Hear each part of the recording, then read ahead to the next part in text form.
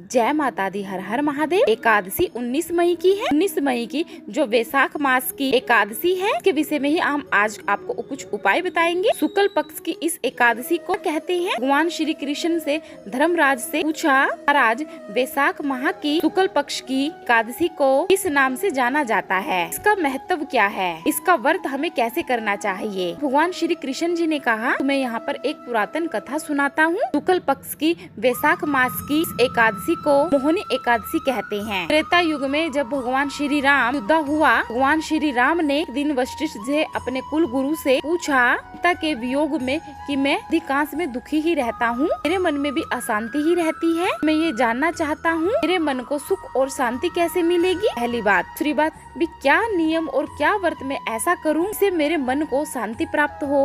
वशिष्ठ जी से ने कहा, हे राम, हमारे नाम से ही सबको, उनका नाम ही इतना श्रेष्ठ है, उसका नाम जपो तो मन को शांति मिलती है। उनके मन में अशांति हो, यह विश्वास नहीं कर सकता। तो आप राम हैं, आप विश्व के कल्याण के लिए यह प्रसन्न कर रहे हैं, इसलिए मैं आपको बताता हूँ। वैशाख मास की शुक्ल पक्ष की एकादशी का व्रत जो व्यक्ति करता है, जिसे मोहिनी एकादशी कहा जाता है, यह व्रत करने से समस्त पाप, ताप, अशांति, घर का क्लेश, दरिद्रता सब नष्ट हो जाती है। इसलिए हे राम, नियम पूर्वक का पालन तो आप करते ही हो। संसार को उपदेश देने के लिए इस मोहिनी एकादशी के व्रत को करना शुरू करो, इसका पालन करना शुरू करो। आपको जो आपका प्रश्न है उसका उत्तर मिल जाएगा। जिस एकादशी का व्रत भगवान श्री राम ने किया, अन्य लोगों ने कर अपने तमाम पाप नष्ट कर लिए, उस मोहिनी एकादशी का व्रत हम सबको नियम पूर्वक करना चाहिए। सत्य बोलना चाहिए, भूमि पर शयन करना चाहिए, हो सके तो रात्रि को जागरण करना चाहिए।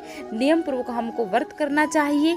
5:25 से 10:10 तक आप पारण कर सकते हैं एकादशी के व्रत का। 20 तारीख को शिव शंकर के मंदिर में 1 लोटा जल जरूर अर्पित करें और एकादशी का व्रत आपको जरूर करना चाहिए। विष्णु भगवान को आपको आज हो सके तो तुलसी की मंजरी की माला जरूर पहनानी चाहिए।